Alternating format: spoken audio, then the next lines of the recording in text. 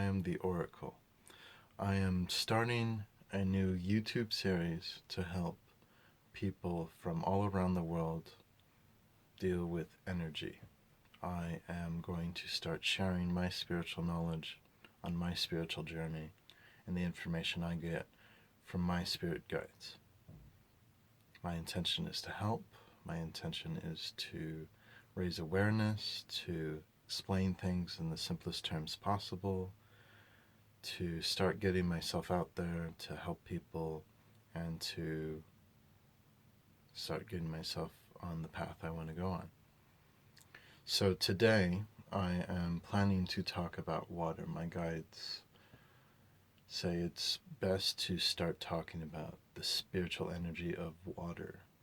And there's the hardest thing for people to learn about, or learning about spiritualism, is learning about the energy of things.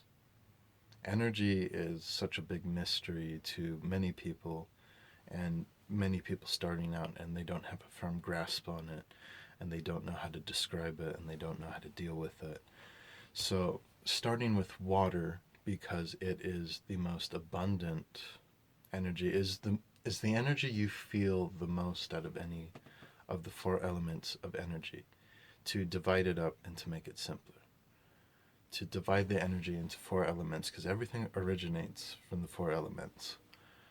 Water is felt the most because it is emotion. It has weight to it, but it doesn't really stick around. It moves, it flows, it kind of wiggles around. Now, when learning about water, it's important to know how water flows, and imagining water like rivers. Rivers are constantly flowing towards the path of least resistance, right? Now, chakra energy, think of it as pools of water stored at the head, and water flows down through the body. Thinking of it like that, water needs a place to go. It's not something that you can hold on to, or it mildews, it rusts, it gets algae, it hurts the health of the water. Water needs to flow and always be moving. It has to have a place to go, and it needs to flow through all the chakra systems in order for you to be healthy and to be happy and to be secure in yourself. Now, a lot of people do, and most people, we all have trauma. Everyone who's alive has trauma. The only people that don't have trauma are dead. Traumas are what catch the energy. It's the cracks in the river that hold the energy, and it gets murky, and it gets disgusting, and it needs to be cleaned. Now, viewing it like that, it's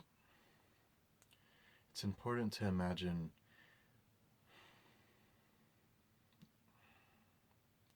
I'm going to give an example of how to feel the energy of water in some situations, typical situations that people run into. Typical situations that people run to when they feel water, in case you're new to it. Like when someone's very angry, you feel the tension in the room, and you don't want to talk, and you know if you say the wrong thing, it'll set this person off, and the room will just erupt with all this energy, and it'll get all over the walls, and that's negative water energy. When it sticks, dark energy sticks, it holds, it's thick, you can put it somewhere, it's something you can grab a hold of. When the energy is light and you're laughing and you're having a good time and everything is flowing, the energy is a lot more bouncy and vibrant, and it doesn't really stick. People don't hold on to a joke very long because then it gets awkward and you're not letting the things naturally progress, and you have to go with the chi, the flow of the energy, and let things laugh and die down and let something new come in. Now, viewing water energy like that, a lot of what a lot of people do with their water energy creating traumas is they hold on to that energy. When you do something upsetting, when you do something to hurt someone else, you hold on to it. Oh my God, I'm such a terrible person. I'm going to hold this right here. I'm going to internalize it. And it creates these rifts. And really, it's all about learning how to forgive yourself and letting it flow, how it naturally should. Or you create a trauma and you create a rift and you create this unhappiness within the body. Learning to be one with water and moving with it and meditating with it is extremely important to learning how to defend yourself. And it's something I will expand upon in future videos. But learning the basics of how to feel water and how to move with it is important. And I'd like to introduce anyone who hasn't used this incense or has used this incense, the Naga Champa, as my guides are directing me to it. It's a great way to relax the mind, to loosen you up. It's you could call it almost a spiritual laxative, as it helps ease your chakras to flow more naturally.